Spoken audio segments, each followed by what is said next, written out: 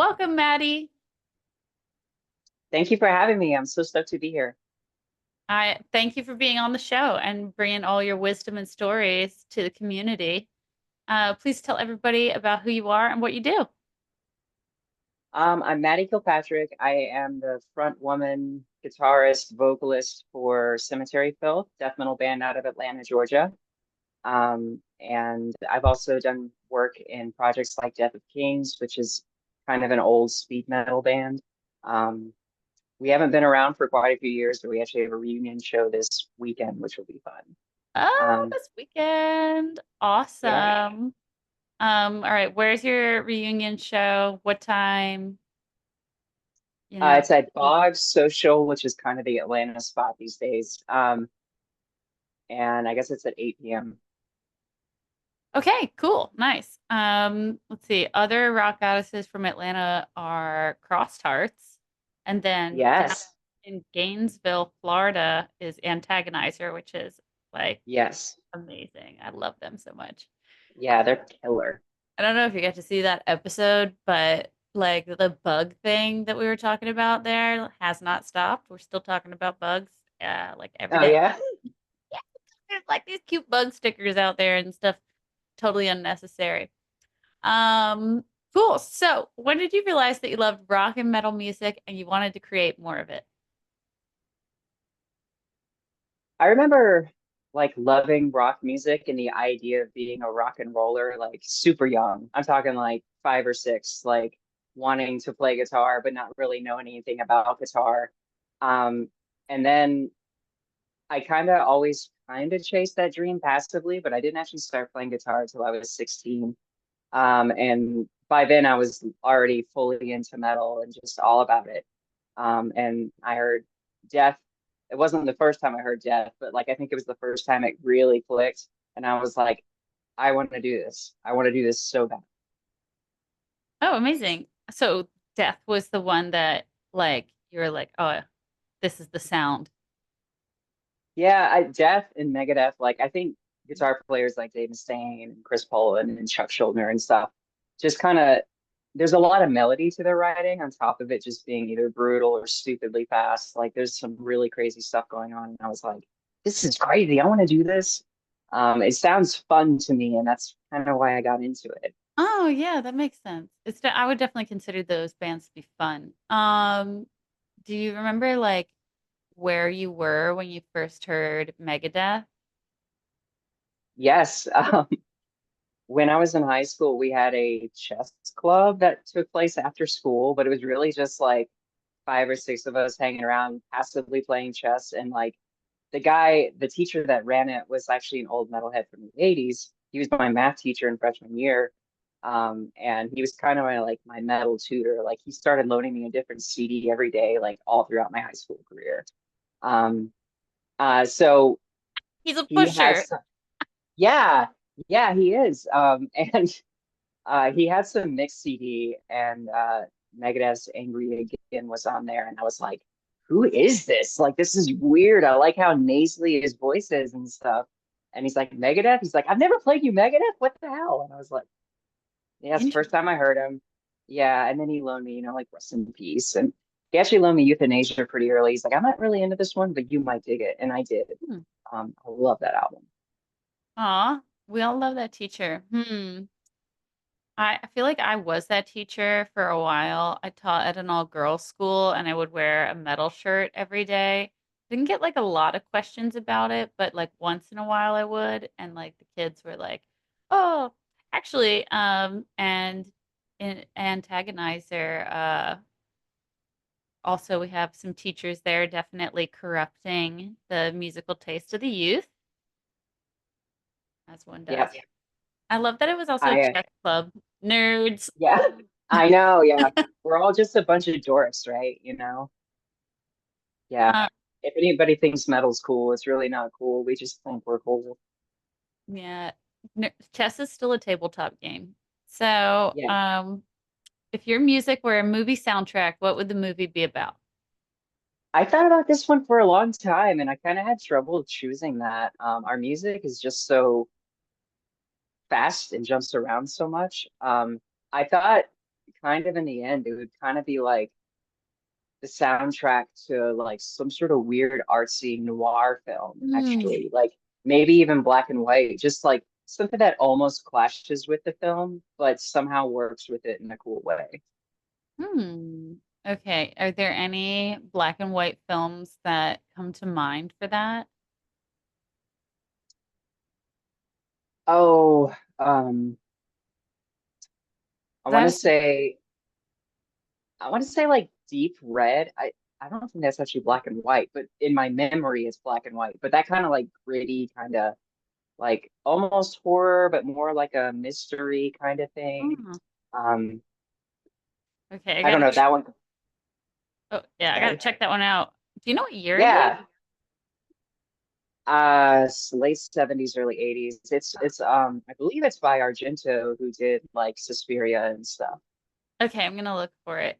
It's always like a surprise what the movies turn out to be that the rock goddesses recommend. I've been like kind of shocked before. Yeah. Like Gita Gash's like movie suggestion was like maybe it was like an East Germany film that was just like I had to turn it off. Oh But wow. yeah, it was like she like sent me a message the next day. She's like, I'm not sure why I recommended that movie to you.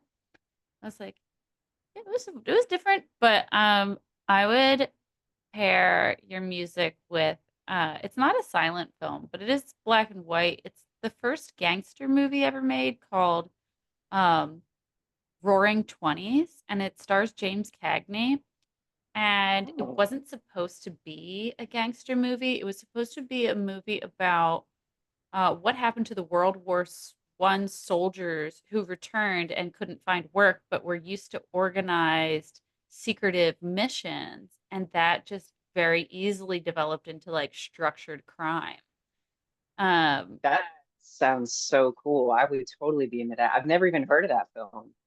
well, I think you can still find it on YouTube. I'll look for it and I will try to send it to you. Um, okay, so if you could collect any three pieces of rock memorabilia of all time, what would you like to have? So I had a question. Do instruments count? Yeah. Okay, cool. All right.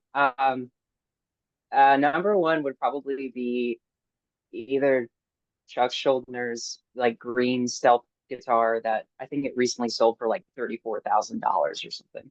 But I always just loved the green on it. It's so gorgeous. And if it wasn't that one, tied for number one would be Dave Mustaine's old green BC Rich Bitch guitar because I love green guitars, but I don't have any, and it's kind of weird. But either one of those two. Number two would probably be Shannon Hoon's necklace. I don't know if you're familiar with Shannon Hoon. He was the singer of Mm-mm. Blind Melon. Oh, his necklace.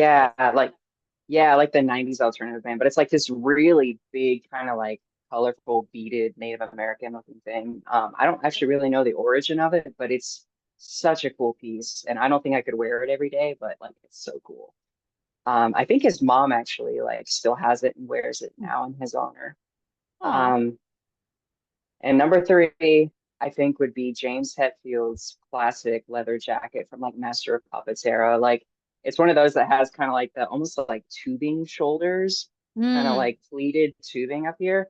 And I just, as a teenager, I thought it was the coolest thing ever. And I always wanted like a really cute, like cropped one or something. Still yes. haven't found one, but someday. Very Joan Jett of you. Yeah. That I mean, I can't wait to look at that necklace. I love a statement necklace. Yeah. I have this one that's like a Tuareg sword. So it's sort of like we might think it's like a cross shape, but it's like the North African nomadic people that have like camel outposts across the Sahara, and they're like that part of the uh Silk Road. Um anyway, they have these interesting like different sword shaped charms. I saw one in this import store and thought it was so cool. And it was on this big chain of like reticulated quartz with these West African like gray metal beads. I was like, amazing, Whoa. must have it, That right? sounds cool. I wore it for one day and I had such a neck ache because I was like, how much does this thing weigh? It felt like it was more than 5 pounds around my neck. And so then like the next time I went to take it out of the like sack I kept it in, it had broken and it wasn't on a string. It was on some kind of metal wire. And I was like, okay, so I guess I'm gonna try to like rewire this necklace. And then the next wire broke. That's how heavy it is. Oh my So God. yeah, I'm ready to check out Shannon Moon's necklace. Yeah. That's Side story. how big is the sword? I'm just curious. Um, it's like, let me get it. Like, Okay. It sounds like a cool piece.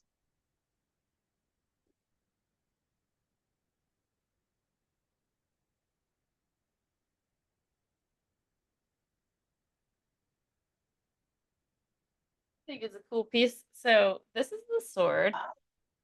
That is super cool. And then yeah, African swords are such amazing shapes. And then these are the chunks of reticulated quartz, but there are 8 of them. And it's Oh just my like, gosh. I don't know. It's like if you think of like a quartz crystal, like 8 of these, like a pretty heavy crystal. And then these are the West African gray metal beads. That is super cool. Yeah, like they're hollow. They're not that heavy, but I mean, all of the beads are handmade, so they're like you can't thread them that easily because the hole Mhm. isn't exactly on the other side. So can't use a needle. I tried a linen thread that broke. And then I was like, maybe I'll Yeah, just make it a bracelet. But those broke. So I don't know. It must be why somebody sold it because it's just like impossible to wear. Um, but I will keep trying. good. So maybe one day somebody will be like, I want Joe Gamel's crazy reticulated quartz African sword necklace. Um, if you could book your dream festival, who would you put on the lineup? This is another one I thought about a lot. Because I feel like sometimes festivals are supposed to be like all similar and sometimes they're not. I guess this one would be kind of like not. Um, I would put Cynic on there. I put Atheist on there. I probably put Warlock on there because I still haven't seen Doro and I really want to. Yes, I saw that at Rules.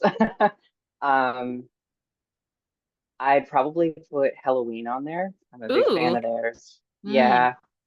Megadeth maybe. Whiplash, the New York thrash band. Here's another one that I had written down.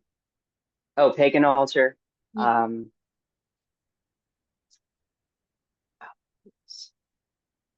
oh, I actually put Corrosion of Conformity on there. I'm a big fan of theirs. I kind of like that southern. I mean, from the South, so I kind of like that southern kind of doom rock. Hmm. And Wasp. Wasp And would be the other big headliner. Yeah. oh yeah, Wasp is about to go on tour with, Yeah. Death Angel. and also, oh, so sorry, Sebastian Spida. I cannot remember your band's name. Sebastian's band. Anyway, he's Yes. you know who I'm talking about, right? Yeah. What's his band called? I don't know. I'm terrible at that. Unto Um, Others. Unto Others. yes. Yeah, Yes. Sebastian, so supportive. We love him. Yeah, He that may live band above ground. rules. Yeah, Yeah, it's allowed to continue his life. Okay. Where would your festival take place? I don't want to say Atlanta, because I don't know, like Atlanta always needed a good festival, and now we have Mass Destruction, which is pretty cool. But I want it to be like a big open festival, and I kind of was thinking like a big kind of like hillside outside of like Asheville, North Carolina would be really cool. People could, Oh yeah. drive and camp and do the whole thing. I like that idea. Ah, Asheville.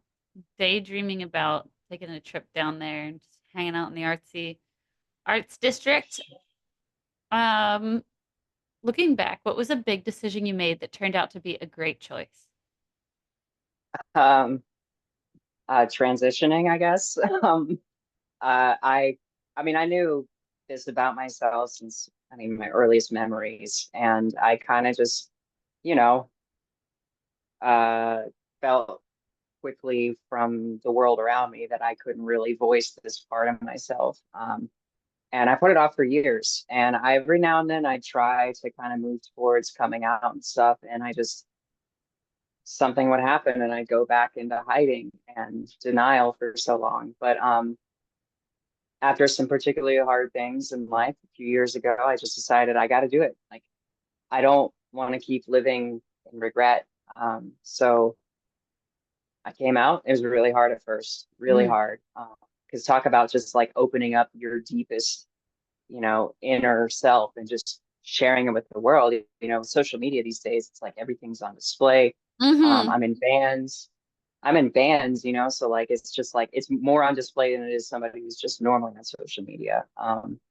And overall, it's completely worth it. Like I have found so much inner peace, so much fulfillment, so much. I mean, I continue to discover new things about myself that I love, which I think is the point in life to keep discovering things about yourself. But this really opened the doors, and it's just, I feel so good now. Like I still have bad days like everybody else, but it's just my day to day is nowhere near as heavy, and it's great.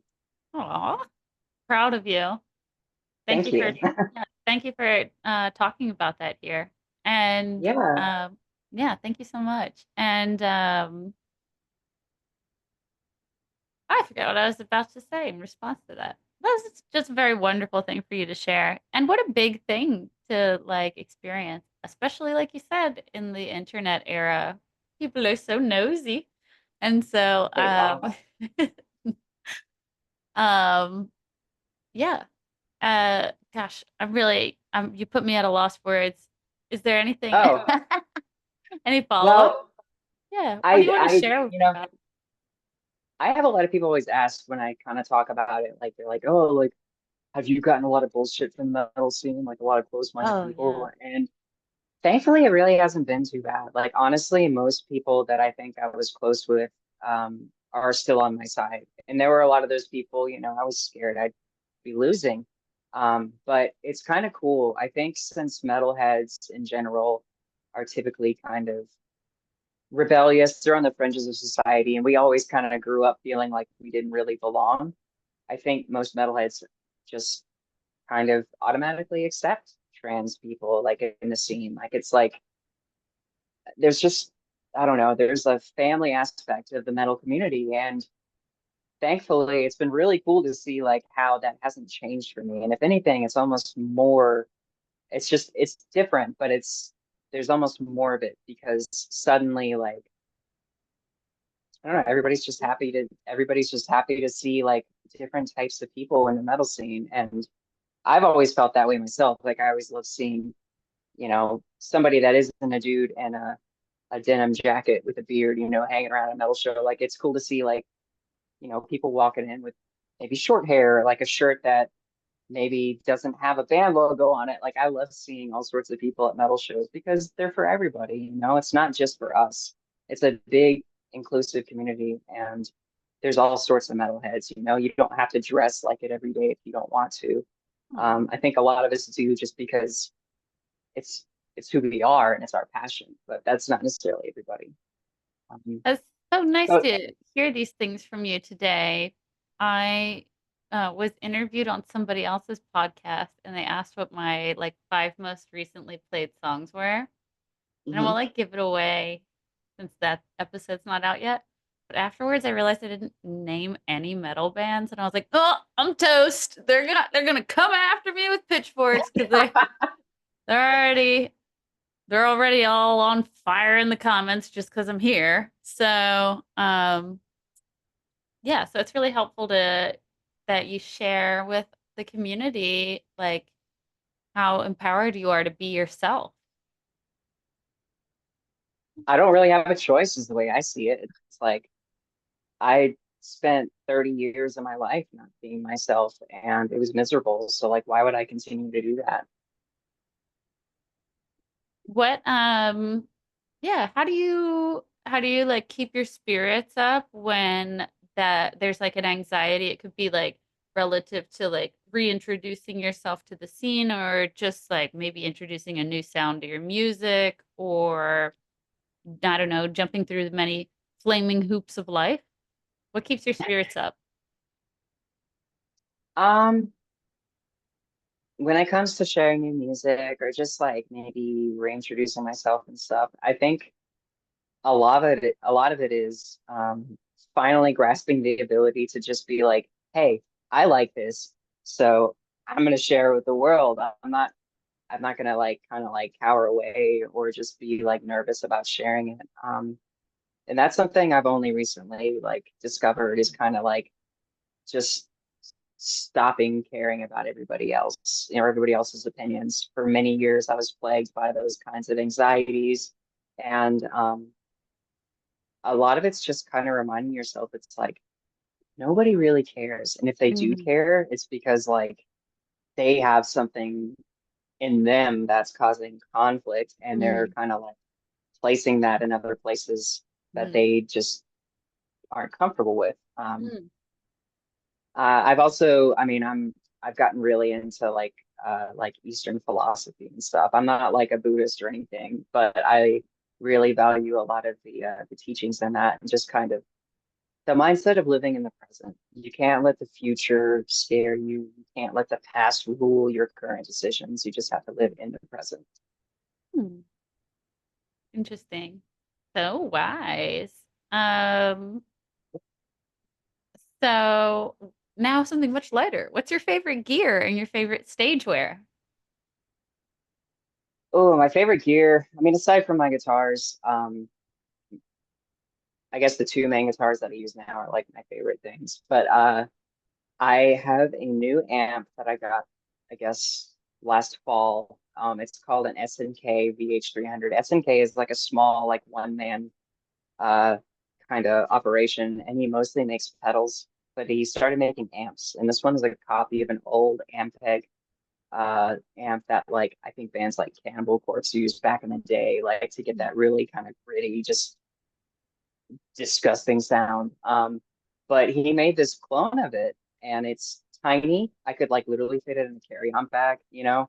Oh wow. But yeah, it That's roars though. Like it's got so much power, and I love it. Um, I'm so happy to have it. It's changed everything. When we did our big tour a couple months back, like it just made everything easier because we didn't have this giant amp. It was just this tiny little thing in a suitcase, you know. It was mhm, great. mhm. Wow, that's amazing. That's like your carry-on. One of them needs to have your stage wear in it, and you can also fit your amp too. So Yes. just in case, you know, your luggage doesn't make it. So, what about stage wear? Stage wear, I still haven't like gotten crazy with it. I kind of still just like wear the shredded t-shirt and jeans thing with boots.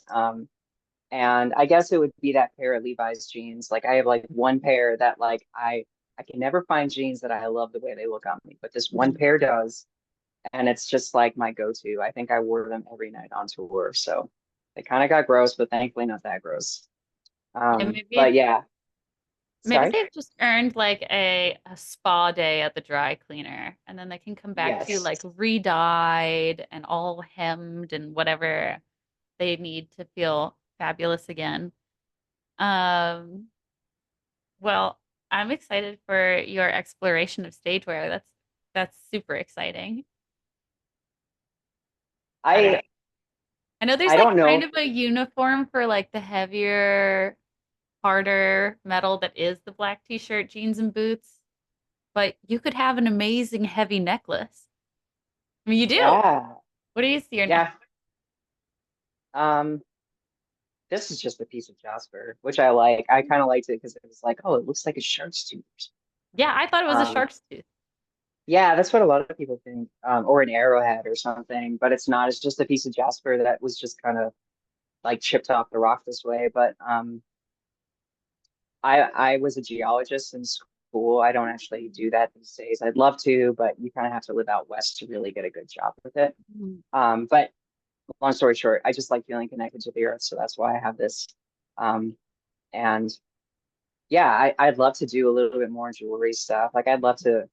I still cannot do hair to save my life. So like that's something I'm trying to work on going forward because I would like to have at least bigger hair. Like your hair looks awesome right now. It's Thank just you. so cool. It's a Yeah. hairspray, and this is my hair curling iron. That's that I have one, but I cannot, maybe not one that nice, but I still can't figure it out. I always beat them to death anyway. Yeah, Yeah, they always break on me. So the only reason that my hairstyle changes is because I break my curling irons. that's fair. Um, well, that's exciting too. I hope that you have a lot of support down there, getting your necklaces together and all your hairstyles and everything. That sounds super fun. Nothing a girl likes more than a makeover. So Yeah. hope you got a whole gaggle of people ready to get their hands on you. Does that sound weird? Anyway, what's your favorite way to take care of yourself after a long, hard day of recording in the studio, rolling on tour, or rocking at practice? Um, I mean I'm big on herbal relief. Um, I'm not much of a drinker anymore, but I'm just a smoker. But so that's kind of always happening. It's nice to kind of wind down the anxiety. But I'm a big walker. Like I love hiking, but obviously living in Atlanta, there's not a ton of hiking around. Um, so I just go and walk, and I'll walk for like 3 hours. I'll do like 10 miles or something, and just plug in a podcast or music and just get lost in the sauce. And it's so meditative for me. Like I tell people like my regular walking exercise is almost more of a mental exercise than it is just a physical exercise because it keeps me sane. Like, Mhm. yeah, that's especially nice. Like after a grueling practice where we're trying to write songs and it gets to the point where we're almost fighting about stuff. Hmm. Get to go home and just cool off by taking a long walk. Yeah. Till your like brain is fried and you're just like, I'm either gonna cry or take a nap or go for a walk and choose the walk. Yeah, Beautiful yeah. choice. And if it's too late, like after a show, I mean, just unfortunately, I don't have a bathtub. It's just like a standing shower, but I will take the longest, hottest shower ever, and it's the most amazing, renewing thing ever. Um, oh, what is the company called? Uh, Lush. Lush makes wonderful shower bombs that are like a bath Mm, bomb that you just drop in the shower. I feel like a I shower gotta could be check like, that out. yes, our location in Philadelphia closed, so it's just like I wonder how the sales go online with Lush because you want to go in there and sniff everything. It's like berry picking, everything's colorful and like I don't know. Um, yes, but walk with music, love that. My version is roller skating with music. Especially because like even though I'm in a city, roller skating, it's like the one way that I can sing really loud outside without worrying that I'm like gonna be very bothersome because I'm just like scooting by really fast. Yeah, that's really cool. I dig that. It's also like like makes me feel like uh, a little safer to be like on wheels in a city because like I also get really hot, so I want to wear like bikini top when I'm skating or like I'm wearing like a skirt with shorts under it or something. And it's like if I'm on wheels, I feel like I'm too fast. So, Yes. do you have any new announcements for us? Well, Cemetery Filth, we have a new release coming out on August 16th, so just a couple weeks away now. We're really excited about it. It's kind of a big step in a new direction for us. We've really gotten a lot more progressive than just kind of melodic. It's still we keep the old school death metal kind of style. But we're really excited about it. I have a totally new lineup on this one, and it's just exciting for us. We're really stoked. So we have that. We're kind of planning some future things for like touring and stuff, probably just early next year. Um, and yeah, I mean, really, it's just the new release. We did the first single a couple weeks ago called Cyclocognition. It's up on YouTube, and You can go pre-order your copy of the new release now on Rotted Life's Bandcamp. Nice. August 16th, new album. So exciting. And you have a show this weekend. Is that kind of like celebrating the new album? Are you playing some new material from Um, it? so now we actually played most of the new release on tour a couple months back with More to Us features. And this weekend's show is actually my old thrash band, Oh, like doing a one-off kind of reunion show. But so we're just playing the old songs, but we have been playing the new songs, and the response has been great. Like are, we get tons of people coming up to us in the merch table. They're just like, "Holy shit! What was that? Like, you guys are doing like atheist stuff." I'm like, "I know. Like, isn't ah. it great?" Yeah. I just love that kind of weird jazzy, like almost, I don't want to call it spastic, but just it's very jumps around and just keeps your attention going. That's something that I always try to do, is make things catchy and hooky, despite how crazy or dark they get. Mm. Okay, so where can everybody follow your adventure? Um, they can follow the Cemetery Filth page. They can, well, I got rid of my Facebook. Bandcamp? Yeah, Bandcamp is a good one. Bandcamp is a good place to follow us. We have a website being built now that'll be launched soon. We'll make a big announcement about that. But Instagram's kind of our main kind of focus right now. So Okay. that's a good one. Just it's just at Cemetery Phil. Cemetery is spelled correctly. A lot of people usually try to spell with an A for some reason, but it's not correct. So yeah, at Cemetery Phil. Um, all right. Yeah, send me the URL for the website, even if it's not live yet. I'll just share it in the Okay. show notes. All right, let's play the vinyl game. So, All right. like every episode, gonna hold up two vinyl. You pick one to talk about or ask a question about. Okay. Betty Davis or Joan Baez. I want to choose Joan Baez. Okay. Why Joan Baez? Well, I know I've heard a billion of her songs, but I honestly don't know if I could tell you one of them aside from Judas Priest, Diamonds and Rust, which is one of her songs. Is it on that? Oh, you know what? That is a great question. Is it on this one? Yes, it is. It's the first. Nice. All of the titles are in Spanish. I guess I bought this in Oh, Diamantes y Musco. If yeah, okay. I guess I got it in Spain instead of nice. Mexico, and I didn't know it. Um, That's cool. yeah, love that. Like such a great folk singer had a comeback because of Judas Priest. So she dated what's his face for 10 years, and then he got like, super famous and dumped her, and that's why she wrote that song. So Wait, who? whatever. Bob Dylan. Oh, that Yeah. is right. Yes. Okay. I Yeah. feel like I And did to, know that too. but more, I bet more metalheads have actually heard her music because of Diamonds and Rust than Bob Dylan. So eat it, Bob Yeah. Dylan. Yes. Kate Bush or Bonnie Kate Bush. Tyler. Why Kate Bush? I mean, the whole Stranger Things, like, you know, I'm not gonna lie, like, I mean, I like the show. And like when that song started getting more airplay, it was like, God, this is a really good song. And I went through and kind of listened to like, I guess I don't use Spotify, I use YouTube Music, but it's basically the same thing. I just like kind of went through like a playlist or whatever of her stuff. And I was just like, this music makes me want to like get shit done, like in a really cool way. Like Completely yeah, agree. I completely agree. I had when I yeah. like first heard Kate Bush, I was working on a series of paintings. I think I was actually working on this giant painting of Perseus like invading Medusa's watery underground home.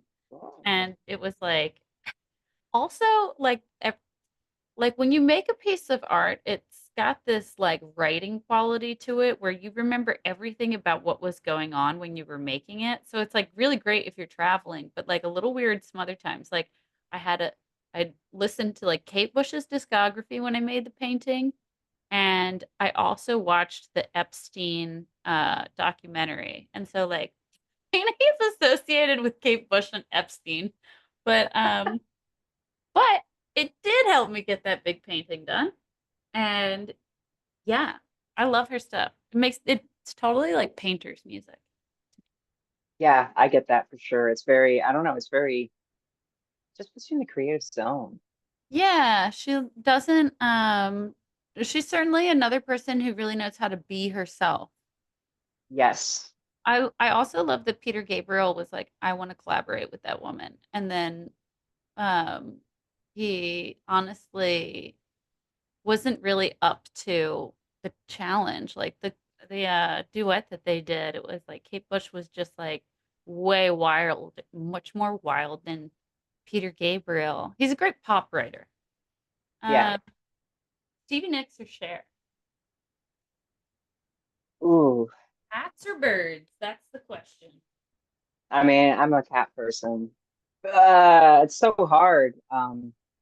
I've I've actually come back around on Stevie Nicks. I kind of for a while thought I was not that big a fan of her, but now I'm back on her. But also the same thing kind of happened with Cher. Like I was watching some of her films, from the 80s and 90s, and I was like, God, she's amazing. She's just funny and like so like just has such a strong character to her. So let's go with Cher. You can choose both. Um, Okay, I'll choose both. so yeah, Cher. I'm also on a Cher bender right now because I've like said this like four or five times this week, but she had her biggest hit when she was 52. Believe was her biggest hit. And so I was Yes. like, you know what? That song really slaps. Like, what else is on that album? And then the final track on it, We All Sleep Alone, is just like sort of like angry spiritual share. And I was like, wow, I love the way she's singing this. It's just like she's like doing these burns and like, she's like got a really powerful deep vibrato, but like to hear her it's sort of like on that song, on that track, she moves through the sounds that she's singing the way that like Nina Hagen moves through sounds when she's singing, where every note is like a different sound. But like Hmm. Cher's like really smooth. So it's like a smooth Nina Hagen thing happening. So obviously I'm enjoying that. And Yeah, like a lot. And I like cannot wait to like record something with that influence. And then we love Stevie Nicks for being the smartest businesswoman in music. absolutely. Yep. And just she did so much. I mean, Cher did too. Like they both have done like a wide variety of maybe not musical styles, but just like they almost have different voices. Um, Yeah. Stevie maybe not so much, but I don't know.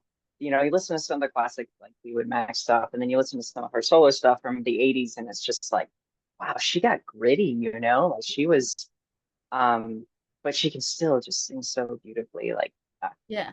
I love her too. She's definitely like a magical pixie, but she's also throwing knives. So Yes. love that energy.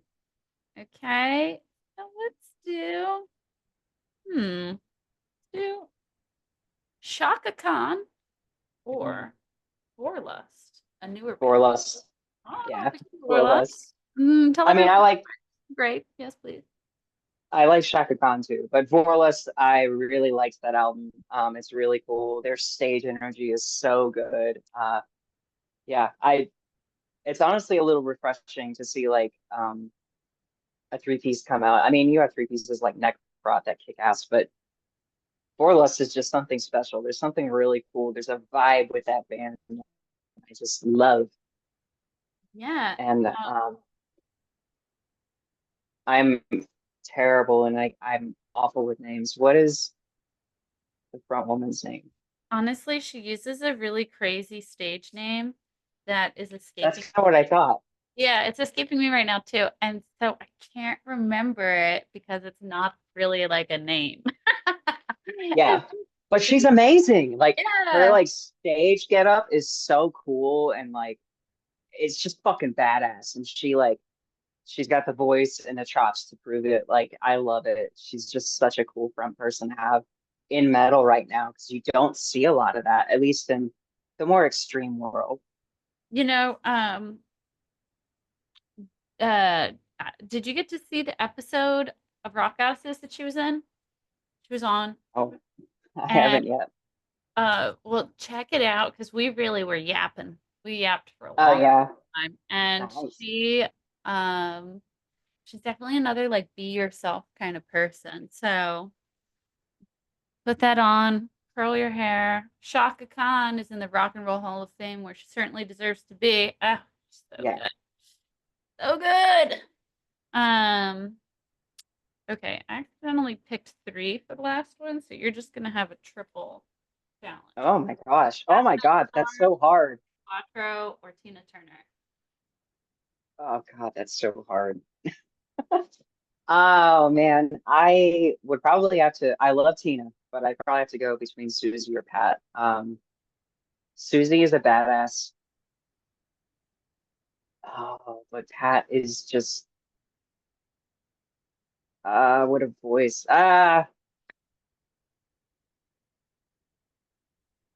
Maybe Susie, just because she's pretty nice. The Or original Susie Q. Uh, yeah, yeah, Susie Quattro, I suspect was Joan Jett's first crush. She was on the cover of Rolling Stones in 1975.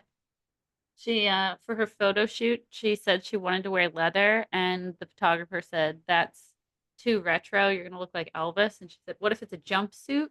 He said, "Okay, we'll try it." And then the photos were developed, and so like, I wonder how long that takes. Honestly, I don't even know personally. I used to like taking a picture and be like, "Was it good? Let me see it." And so yeah, Um, anyway, she saw it and she's like, "Oh, that's a sexy look." And actually, same story, kind of, for Pat Benatar. She was playing a Halloween show and she was dressed as a cat in a cat suit. And then she realized how much the audience liked the cat suit. And she was like, "Oh, okay, so that's like a thing I'm gonna do now."